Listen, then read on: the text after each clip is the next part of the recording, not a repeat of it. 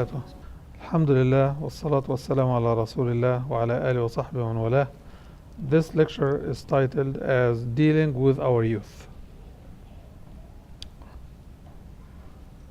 We went over how to deal with our children at young age. We went over the nature of the environment in which youth are raised and how it affects their thinking, their fears, concerns, feelings, aspirations, behavior, attitude. And we went over the explanation of youth as an age group. And we finished that last lecture last time.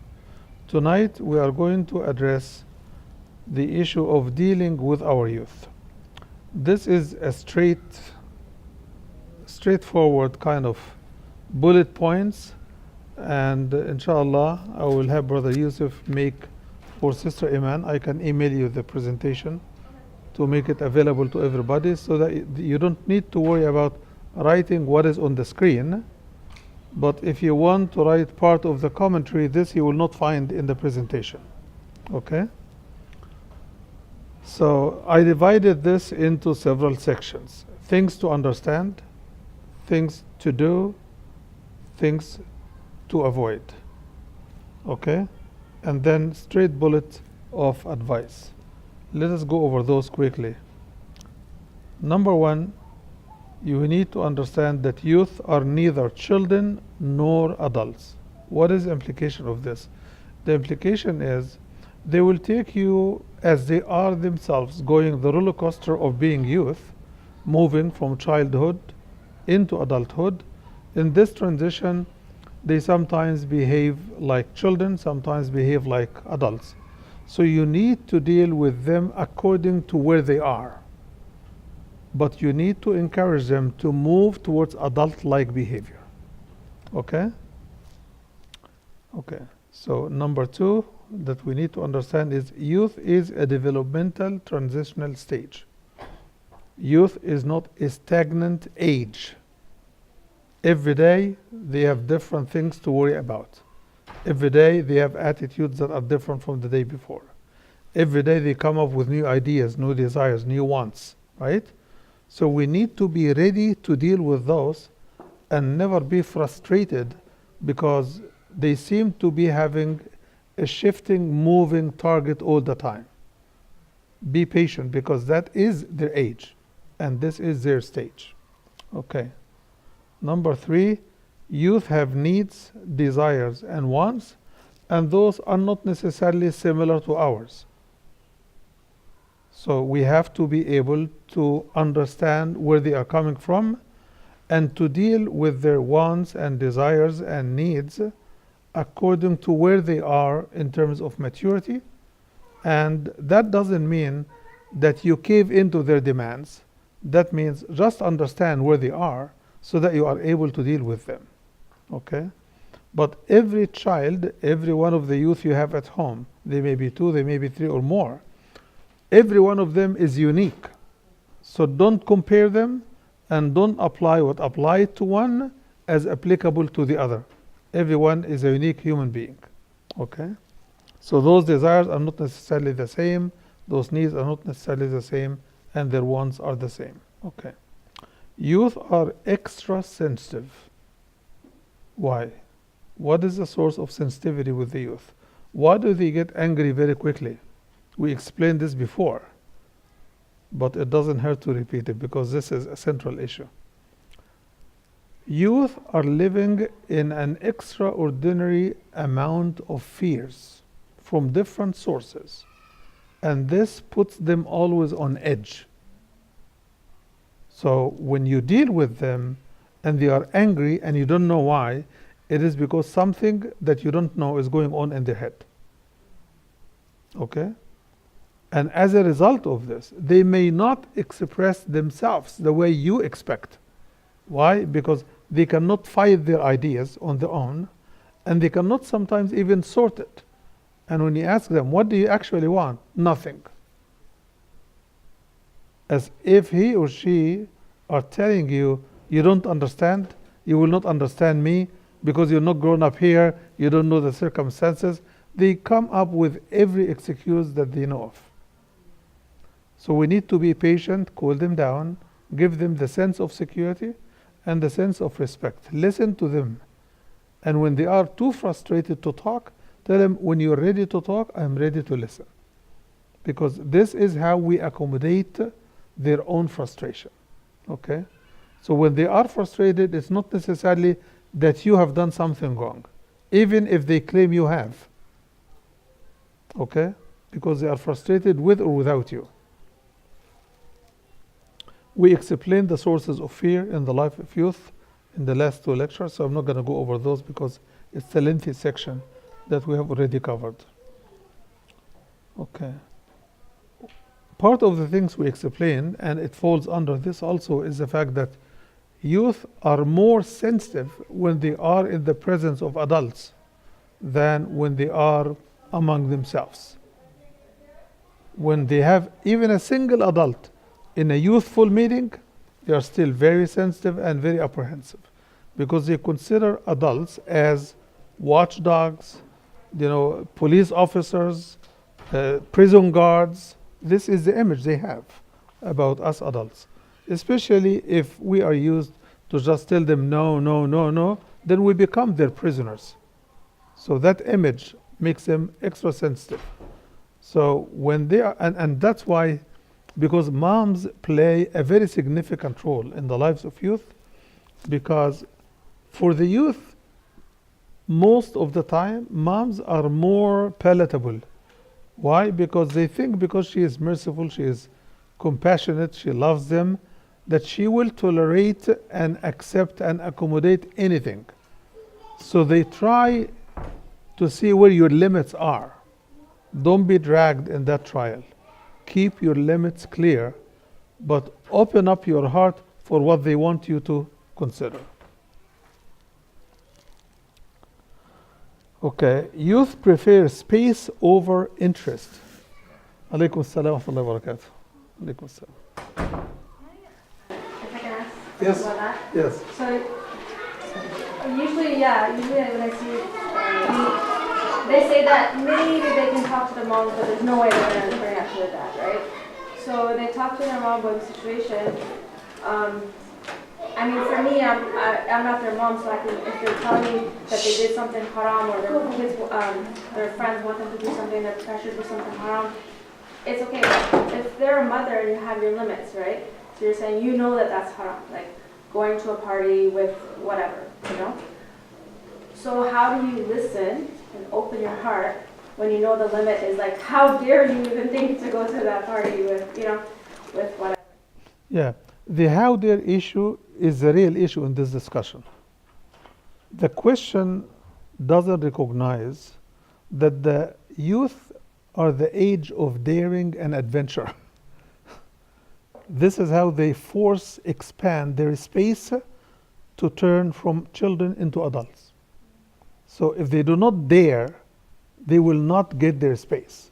Because they know if they follow every rule, they are living in a prison. That's their image. And if they break away from the rules and they get away with it, they think they have achieved some space. Especially when they announce it and they get no reaction. Right? So let's talk about the reaction. Somebody in your family took a friend that he's not supposed to go with to a place where he's not supposed to go to. Right? And they did things they are not supposed to be doing. Right? Your son came home. He's late 2 hours and he might have a parking ticket and whatever else that you don't know, they might have done. If they open up to you, you have one of two options. Either to encourage their openness to you even when they are wrong, so that you can have information, or if you already have information and that issue is not too sensitive for you, you don't need it badly, then you need to talk about the substance. So you felt happy to do this and you know that this is not the way you should be doing, because I know I cannot be with you all the time, but you know that Allah is always with you. So if you do something in this discussion, bring them to their conscience, because this is what lasts with them. So don't make yourself as their guard, because you are not. You are their provider. You are their ATM. Okay? at least from their perspective. Just give me the car and don't ask questions. Okay? So you need not to accept that role to just become exclusive ATM, but at the same time, don't impose your position as a guard, because you can't be with them 24/7. So the only way to do is to do what Luqman did. Luqman talked to his son, and he told him, my son, worship Allah and associate no one with him. What is Luqman doing? Luqman is guiding his son to be a godly child, a godly human being. Why? Because being godly will become his guard. So his guard is his godliness, his choices, his behavior. Other than that, no one, Jazakallah khair, no one could be a permanent companion to anyone else. Nobody could be an all-watcher, an observer over anybody else's behavior, except Allah. He is always watching everybody. So we take out ourselves from the role of the guardian and the watcher and the limit setter and move this to give it to the hands that they can do it better than us, to the hands of Allah and to the conscience of our children. When our children develop that conscience, that love of Allah, they will struggle to disobey. And when they disobey, they will be too shy to brag about it. They will want to hide it. And when we are not pleased, they are frustrated because they know that parents are your gate into paradise. You can't get there without their pleasure. So we need to play the role that we can, that is most effective, which is not to avoid being their conscience, but to nurture their conscience. I hope this would address your question. So here the point on the screen, youth prefer space over interest. Part of being youth is the fact that a person would think that he knows, not only knows all, but he knows it all even before you, the parent, was born. They think they know it all and they know it better than you do. Do you know why? Oh, you've not gotten to high school here. And even when you got into your high school, it was not as bad as mine. The atmosphere is different, the generation is different, and the technology is different, and they are partially right. Every environment is different, right? We went over this when we went in the previous lectures in the series. But what we need to do is to really try to be part of the life. Tell me about your environment. Don't tell me what's different because you didn't live in mine, but I want to get a picture. Give me a peek into your environment. What do you go through? What do you face? What are the difficulties? Could you share something with me? Then your empathy will make them want to talk. But if you discount, no, it's all the same, I had corrupt kids next to me, I had everything, but I was strong enough, my deen protected me. This doesn't wash with the kids, not with the youth. Okay? As I mentioned before, by the time they are 13 or 14, they know you are not the angel they used to think you are. They have seen your flaws, they have heard your shouts, they have seen your tantrums with your spouses. So there is no way we can play this adult angelic role anymore. We have to be realistic. Yeah. So what do we learn and how do we handle this issue, the issue of them preferring space over interest? This is a very powerful piece of information because you can use the space as a string to pull to get them to work with you, but you cannot always insist on their interest because for them, because of their level of ignorance and low level of awareness, this interest is in your head, but it's not in my head. So if you want to be this, they don't want to be what you want them to be. They want to do what they want to do. They live in the moment. And that's part of what makes them limited, very limited. They live in their moment. They don't look behind or beyond where they are. I'm talking with general statement, but I meant to say the vast majority. Okay. Uh, why is space more important than interest? Because interest is a long-term view, but space is here and now. What's here and now is what I want, and what will come in a year or two, that will come when time comes. They cannot, because the one nature that lingers with the youth for longer than we think is the nature of a child not recognizing the time as adults do. So when you say to an adult, I will get back to you in 5 minutes, they know what 5 minutes are. You talk to a 2 years old and tell him, I will be back in a second, they don't know what's a second. A minute, they don't know what's a minute. An hour, they don't know what's an hour. So they keep the tantrum going until you're back.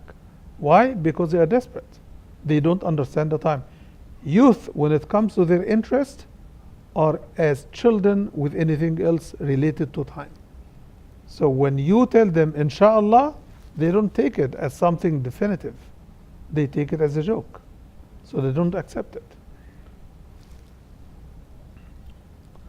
Adults are not always right. It is something to keep in mind.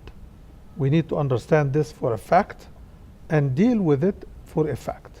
It's a fact of life that we are not always 100% correct in talking on behalf of Allah, on behalf of the Messenger, on behalf of Islam. We are not 100% sure that we're always right. We should be sure that we're not always right. That we must be sure of. Second, there is no harm as a result of this that we review our position even when our youth tell us, listen, you told me this, but it came out to be something different. Ask them how, what happened, how you discover this, and listen to them carefully. They may have misunderstood what you said earlier, right? They may have applied it in the wrong context, and they may be correct, they may be right. You said something that it was proven to be wrong. So put all possibilities on the table and be humble and listen to your son or daughter. Okay. This concept is very important because when they were young and children, they used to look to us as perfect human beings. Mommy said so. It means the end of the line, right? And when they go to school, the teacher said so, right? So the teacher becomes a competitor, right? Or else a helper, right? Then no, we had a professor who came from Georgetown University and he said, yes, Darwin was right and the creationism is wrong. This is a professor of biology, which means what? He could not be wrong. So they will challenge the assumptions that we put for them, and this is their way of growth in terms of knowledge and in terms of growing up and maturing. And we need to nurture this inquisitive nature and challenges as they grow older. Every teen is a different person. As we said about children, everyone is unique. Every youth is a person who is unique. There are things that work with me and not with my brother, right? With my son, but not my daughter. Or my daughter, but not her sister.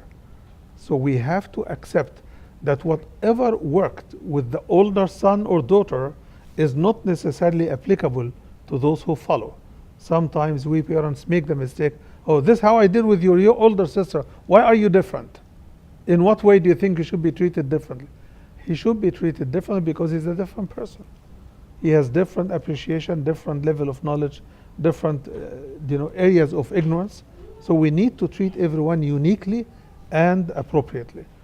And that's why, as part of this, we need not to compare them to each other. We keep emphasizing this, yes? How do you have the same house rules, but still treat them uniquely? Yeah, very good question. How do we have a general policy for everybody and then treat everyone uniquely? Very good question. General policies should not trample over the uniqueness of your audience. For example, you have a company, right? And you have 10 or 100 employees. And you have it in your policy, right? That Everybody has to be there from this to this. That's a rule for everybody. But you have an employee, maybe 10, maybe 5, who normally come before the time and used to stay well after the time, right? If you apply the same rule to them, what happens? You're forcing them to fall in line when their productivity may be needed at times that others will not help you. So you set the rules, yes, for everybody, and you love everybody to comply, but at the same time, you keep your eye on the uniqueness of every individual. Let me give an example. In the Eid, we normally get gifts for all the kids, right? But at the end of the school year, we give some gifts to kids who do well in school, right? If you give everybody one and the same gift, right, then you are undercutting the ones who put the effort, right, and put the time and studied well and did well, right? So you do, what do? You give gifts, but different types of gifts based on who has done better in school. And this is different from the Eid because the Eid is a uniform occasion. So you get everybody something relevant and almost equitable, right? Because you can't get everybody one and the same thing, right? So because age difference and needs and so on and so forth. So when it comes to rewards, you need to reward them based on their effort. When it comes to gifts or basic needs, you give everybody one and the same. Does this answer the question? No, as I reward based on the effort, I punish based on my understanding of the circumstances as well. Because I will not treat her always different. I cannot just treat one child always different. You asked about certain circumstances. So we're answering to this circumstance, right? But I cannot be always preferential towards one child, even if the child is sick, even if the child is going through certain things. I have to level with the rest of the kids, but I have to be considerate to the circumstances of that child, especially if his circumstances are known to everybody else. So if the other children are like, well, why did you do that? That's not fair. Then you just explain it to the other children. Yeah, it is not the same, but it is fair. Fair means equitability, right? But similar means equal. Yeah. Treat all the children based on the needs, maybe, like the circumstances, as you say. And when the needs are uniform, like for example, all kids expect when you give gifts for somebody because it's Eid, it should be Eid for everybody. If you reward everybody who fasts, right, Ramadan for example, definitely a child who's 16 or 17 is not going to look for the same reward like the one who is 10 or 12. Okay, you say that. Yes, equity, not similarity. Does this answer the question? Okay, those are things to understand, and they help us manage and deal with our children. Okay, these are things to do. First, accept youth as a transitional stage. We keep emphasizing this because it is so central to dealing with youth. Some of us feel desperate when their youth show any sign or word out of line. Oh, he's not going to be polite. He's not going to be this. Don't panic. They are learning and they are growing and they are developing something subtle, which is the will to be correct. This will is not a switch that turns on at puberty. It's not. It develops over time. Okay? Some of us say no, but they are responsible and account before Allah because they are already beyond puberty. Yes, they are. And they are accountable, but for what? To behave like adults, grown-up adults, right? Some adults do not have the will to stand against their own temptation, right? So how do we think that a child overnight he became an adult, right? And then it's a switch. Everything becomes haram, everything. No, we should take them from where they have been to where they should be, step by step. And that's why I want to take this back to another issue. That's why when the Prophet ﷺ says, train them to pray at the age of 7 and hold them accountable for prayer by the age of 10, that this is the age of training. So fasting, they need to try it at the same time, parallel to it. Hijab, they need to try it at the same time, because it looks like this age was chosen because they can start to learn to practice, to learn discipline, to learn commitment, to learn the rules for wudu, the rules for prayer, and the conduct during prayer, how to come to the masjid and be disciplined. There's a lot of things they learn during that age. Is not only wudu and salah. So we need to be considerate that we do not become abrupt. You turned 12 or 14 or puberty last night. Now, my girl, you have to wear hijab. There is no way. There is no way. And the mom will panic. Why? If you had not trained her early, give her a chance to learn. Because she will have to live with the consequences outside. You don't. Right? So she needs a lot of help, a lot of information, a lot of training, a lot of courage, a lot of information to teach others about what she's doing. Right? Is she oppressed? Did your mom force you? Did your dad force you? Are they giving you to somebody to marry? All of these issues are raised in the school. So we need to be considerate.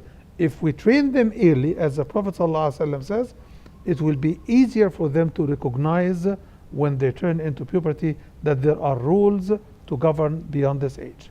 Now, the question is, are they responsible 100% for any and everything they do? It's a question that's up for grab between Muslim scholars. Okay? It's up for grabs because, as I mentioned, puberty is not a switch that turns behavior. It doesn't turn maturity all of a sudden.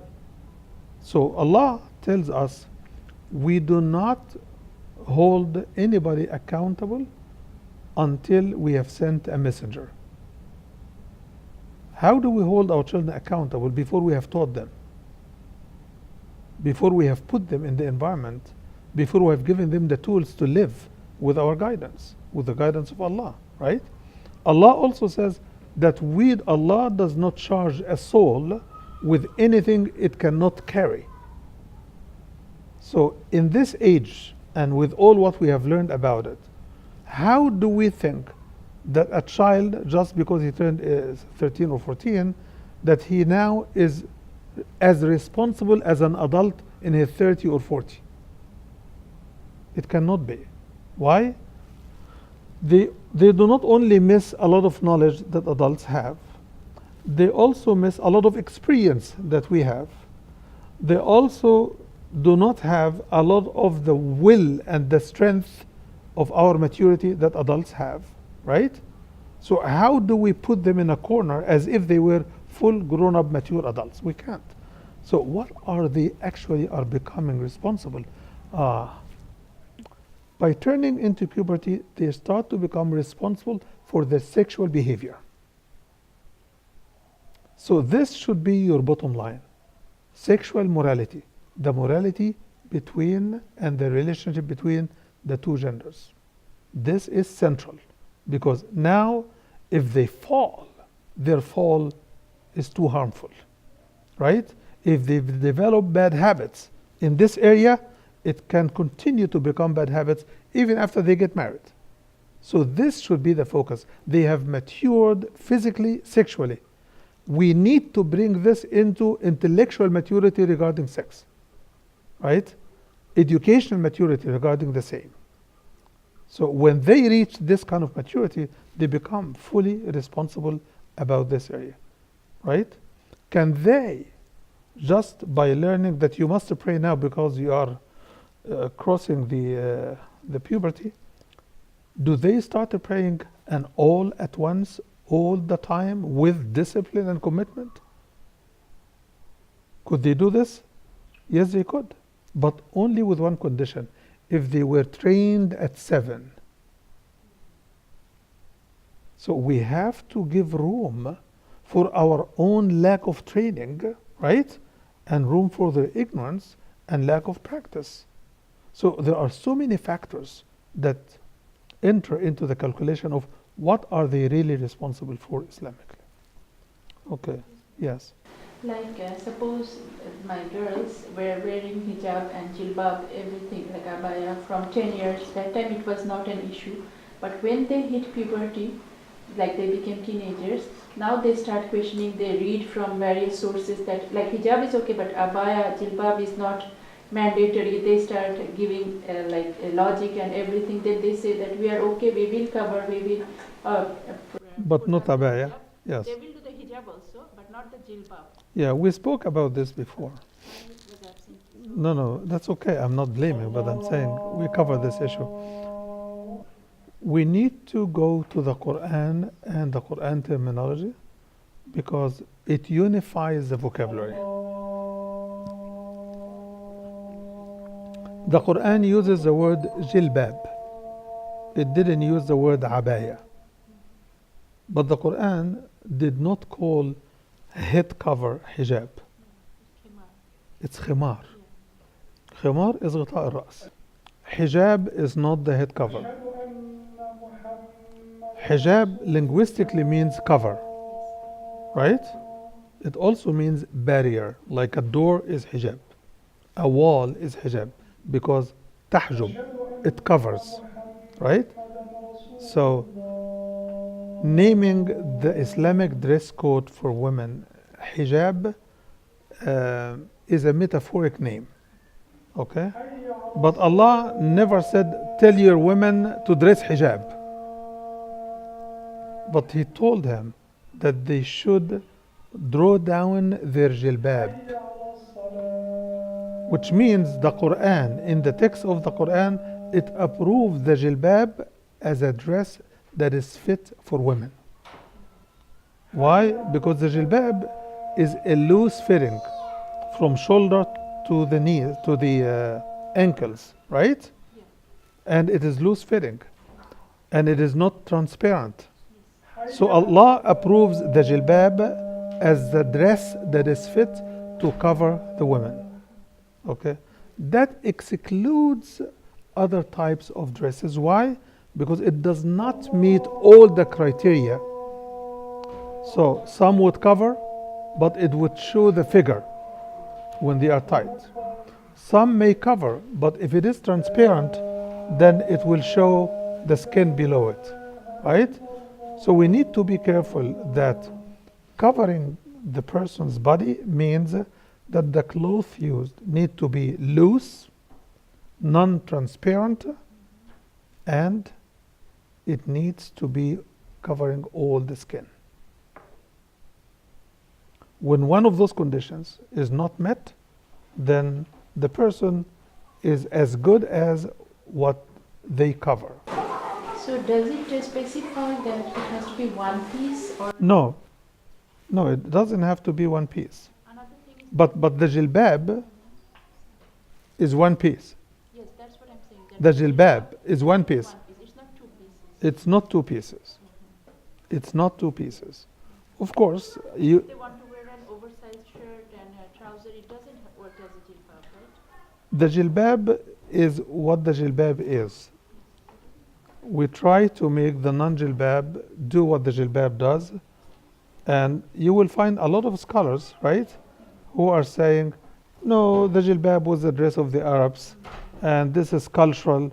But when the Quran picks that and makes it what is pleasing to Allah, it does have a significance, and we should not minimize it.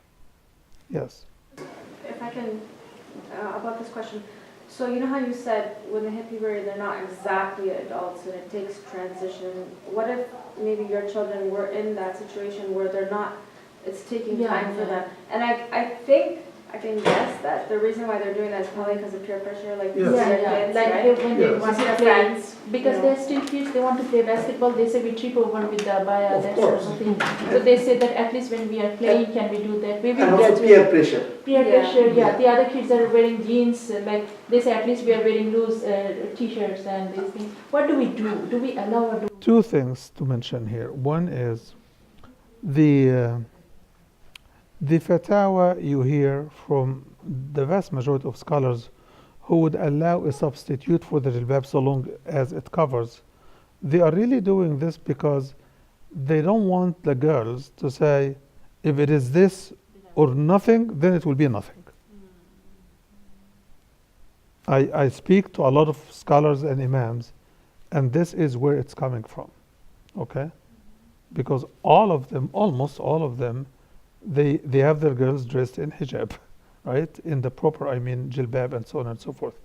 And I believe if we start changing how we dress and how we eat, what makes us laugh, what makes us cry, then what are we changing? We are changing our emotional and psychological and social reaction to what the society is throwing at us.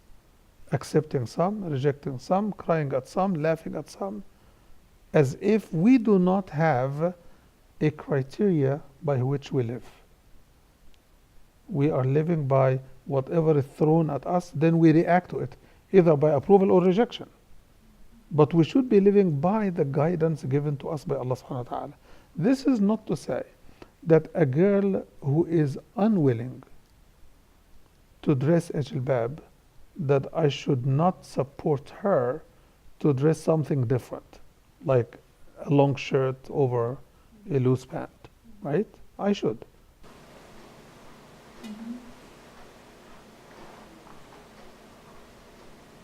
But I should encourage her to do better. Like if she says that, give me some time, I will realize by myself when I'm doing it. Do I force, like I said, that no, you can't go outside this door without an abaya? Or I say that, okay. By the time they become teenagers, they are about to get out of the door before you blink the second time. So if you always manage their life by forcible conditions and by conditioning and by pressure, they will be like a prisoner who's looking for the minute to be released. That's what I feared. Like when they're in college, I would not be in control. Love and patience are key in dealing with youth. Love and patience.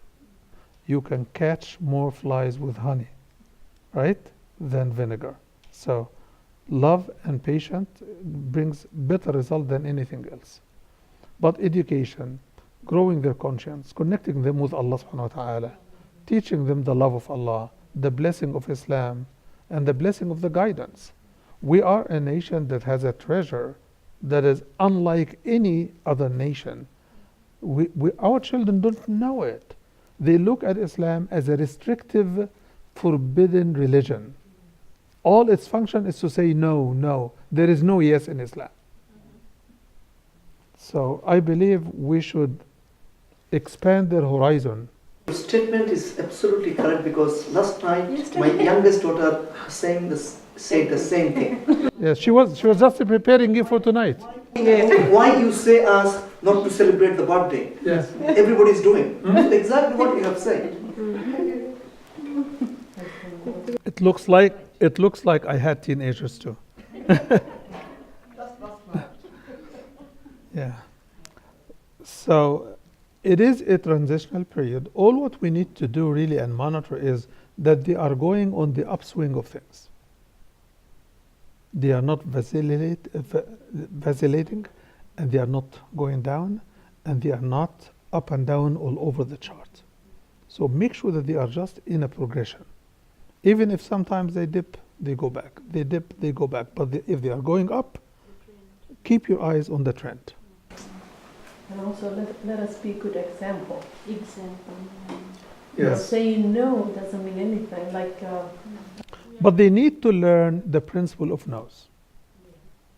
That no is part of adult life as it is a part of children's life. When we see the red light, it tells us do not cross. We stop. When we see the stop sign, when we see no right turn, it's a no right turn. We don't throw a tantrum at the police. We just go left. And when the sign tells you there is no right turn, and the police is there and it says go right, I go against the sign and listen to the police. So bring them to realize that no is part of our life in everything. And we have to accept it. When they were young, if you don't tell them no, don't touch it, they would have burned their hands 10 times. They would have electrocuted themselves 10 times. So tell them the reason you are here, you are safe, is because of the no's you grew up with. It's a very important issue because it talks about your protection.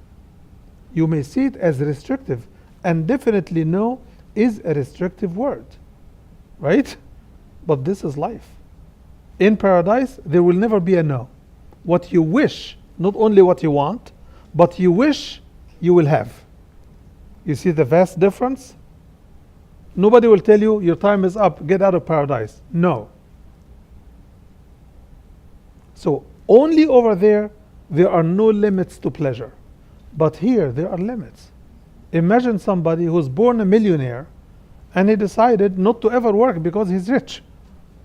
Right? 20 years after, his money is gone. Right? Because he doesn't want to work, he doesn't want to invest. So if somebody doesn't tell him, don't rely on your wealth, you have to invest, you have to work, right? If nobody told him this, he will be bankrupt in few years. So no is central in our life. They will not figure it on their own. We need to have this kind of discussion. So like what I fear is that if I am a bit lenient sometimes when I'm seeing about the abaya especially, like sometimes if they go, I fear that will Allah hold me accountable that I allowed in spite of their being. When it is for good reason, inshallah, it will be a good license. For example, if they want to go and play some match and they cannot run in the jilbab, it is very difficult. And they wear something a little bit around the knees, right? But it is loose fitting. This you should allow, but only on this occasion. So you buy yourself the jilbab and you buy them the athletic dress code. And if they have a valid reason, then we can allow sort of. Yeah, if you are convinced that it is practical and reasonable, yes, you can. Even that, I try to say that, see, I'm playing basketball in the jilbab, I'm not having a problem. But they say, we are not you. So you understand, like, at my age. Do you understand? I do understand. Do you understand? When they say, I am not you? I do, but I think that will Allah forgive me that I allowed. I think that they could have played with the jilbab, but I know their psychology is not working that. Again, environment. Environment. Imam Ali said this early on. He said, treat yourself according to their generation age and to their environment, because they are growing in a different environment, right? And for immigrant people like myself, they are growing in a totally different environment than the one I grew up in, okay? So we should be considerate to those factors. It is good enough that your girl, number one, not that she is compliant with salah, she wants to pray, that she loves Allah, that she loves the Quran, that she gives Allah time, that she gives the Quran time, that she gives Islam time to learn and time to practice, that she has the discipline to do all of this. If this is entrenched in her psyche, this is good enough. I'm not saying don't train her on the rest. Do it, but build on what she has achieved, not despite where she is. I think it is Aisha time. So we are only in page number 3, I think, out of 8. So inshallah, next time, inshallah, in 2 weeks, we meet every 2 weeks.